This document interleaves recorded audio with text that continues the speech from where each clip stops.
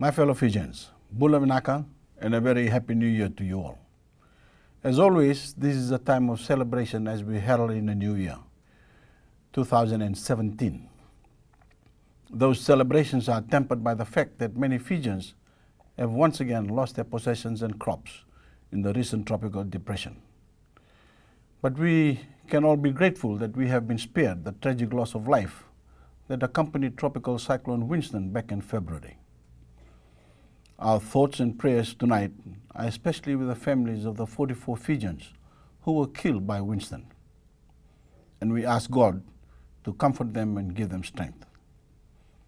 New Year is also a time when many of us make resolutions, some of which we keep and others that fall by the wayside.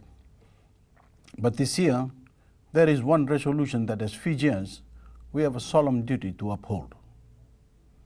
And that is to effectively carry out the task we have been given to lead the world in the fight against climate change and the threat to our oceans and seas posed by pollution and overfishing. As many of you know, Fiji has been given the honor by the global community to be president of COP23, the United Nations climate negotiations to reduce carbon emissions and arrest the global warming that is triggering extreme weather events like Winston, causing the seas to rise. As your Prime Minister, I will be guiding the deliberations of almost 200 countries as we gather in Bonn, Germany, in November, to continue to seek a more decisive response on the part of the industrial nations, and to set aside funds to enable developing countries such as Fiji to adapt to the changes to their way of life that have been caused through no fault of our own. In the months before that, I will be traveling the world to forge a consensus on the best way forward. And we will be holding a very important pre-COP high-level gathering here in Fiji in October, before the main Bonn conference the following month. Tonight, I want to explain to each and every one of you the importance of this mission and why I will be spending so much of my time this year on COP23 to make it the success that it must be for the sake of every person on the planet. And to explain why it is also crucial that we make a resounding success of the World Ocean Summit, which Fiji is co-hosting with Sweden in New York in June. First of all, I see it as my overriding responsibility as the leader of our nation to secure the future of the Fijian people, to protect our environment, our land and seas, not only for the sake of every Fijian today, but for the generations to come. Nothing is more important than this, because if we can't defend ourselves against extreme weather events and the rising seas, if we can't protect our seas and our marine resources, then all our efforts to develop our nation will be jeopardized. Everything depends on our ability to get the world to sit up and take notice of the unprecedented threat we currently face to our way of life. We must persuade the industrial nations to pursue more radical actions to reduce their carbon emissions that are causing global warming. We must get the world to stop degrading our oceans and seas. I want to make one thing perfectly clear. This is not someone else's problem. It is your problem. It is my problem. It is our problem. And we must do everything possible to forge a strong partnership around the world to fix it. Our success matters to every person in the path of the stronger and more frequent cyclones we are experiencing.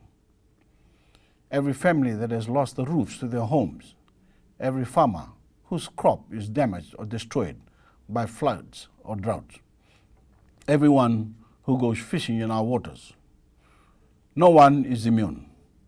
No one is exempt. And it is you and your family who I will be fighting for when I crisscross the world in the coming months, trying to get my fellow leaders to act. And it is your interests that will be uppermost in my mind when I take the podium in New York in June and Bonn in November to lead the nations of the world in these discussions.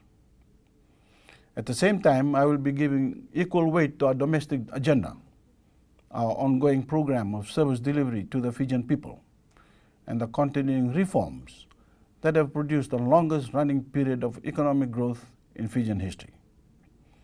With our increased prosperity, we are connecting more Fijians than ever before to basic services such as water and electricity. And while our roads have again taken a battering from the elements, our road building and maintenance program remains a national priority, including the provision of proper street lighting in urban and rural areas.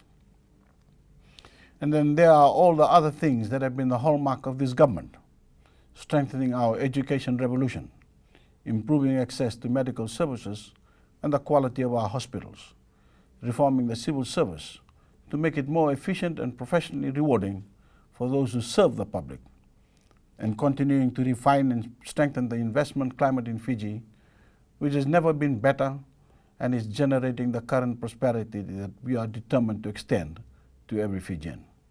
So my New Year message to my ministers and MPs and the nation's civil servants is that we must redouble our efforts in 2017 to serve our own people, while at the same time doing everything we possibly can to fulfill our duty to the world to make COP23 and the Ocean Summit an unqualified success. My fellow Fijians, never before in the history of our nations has Fiji been entrusted with such a momentous task, not only on behalf of ourselves and our Pacific neighbors, but on behalf of the citizens of every other low-lying and vulnerable areas of the world. Then a nation of less than 1 million people has been given the job of forging a plan of action for the entire global community of 7.4 billion people is a phenomenal achievement. It recognizes the increasing respect that Fiji enjoys, whether it is for our disproportionate contribution to UN peacekeeping, our capacity building in our island neighbors, our sporting prowess, or the growing collection of Fijian-made quality goods and services that are penetrating markets throughout the world.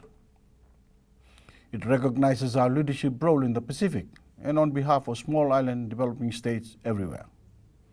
It recognizes the progress that we have made here in Fiji over the past decade, and especially the creation of our new democracy.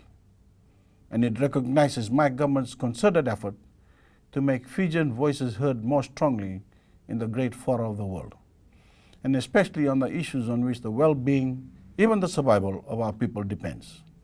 Because of this, Fiji has never stood taller or more proudly in the community of nations. But I must also tell you that the job we are facing in New York and Bonn is immense. And I will need your prayers and your support to carry out the role that has been entrusted to Fiji. As the year progresses, I intend to keep you fully informed of our progress, but let me give you 2 simple pieces of information that indicate the scale of the challenge we are facing. At the Paris Conference on Climate Change at the end of 2015, the nations of the world agreed to reduce their carbon emissions to keep the temperature of the Earth well below 2 degrees Celsius compared with that of the industrial age. This was hailed as a landmark achievement, an historic event. Yet, even if all the commitments made in Paris are fully implemented, we are told that there is a 50% chance of the global temperature being 2.8 degrees warmer than the industrial age. So we have a momentous challenge before us, and Fiji is pressing for a much more ambitious target if we are to have any hope of resolving this crisis, the 1.5 degrees cap contained in the Super Declaration of 2014. Here's another piece of sobering information. We still have a shortfall of as much as 80% in the global financial arrangements that vulnerable countries such as Fiji will need to access to enable us to adapt to climate change and to build our resilience to cyclones, droughts, and rising sea levels. As things stand, the money we need just isn't there. So we are going to make adaptation funding a core priority of our COP presidency. My fellow Fijians, this is a wonderful opportunity for Fiji.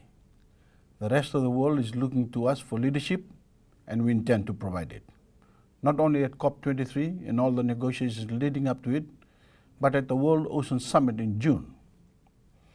And I draw great strength and great pride from the fact that I know the Fijian people share that commitment and will be supporting me all the way.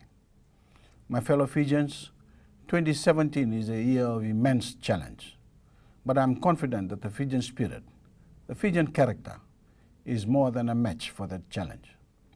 And as a nation, we humbly ask for God's blessing as we embark on the great crusade that lies ahead. My wife Mary joins me in wishing you every happiness in 2017. And may God bless our beloved Fiji. And good night.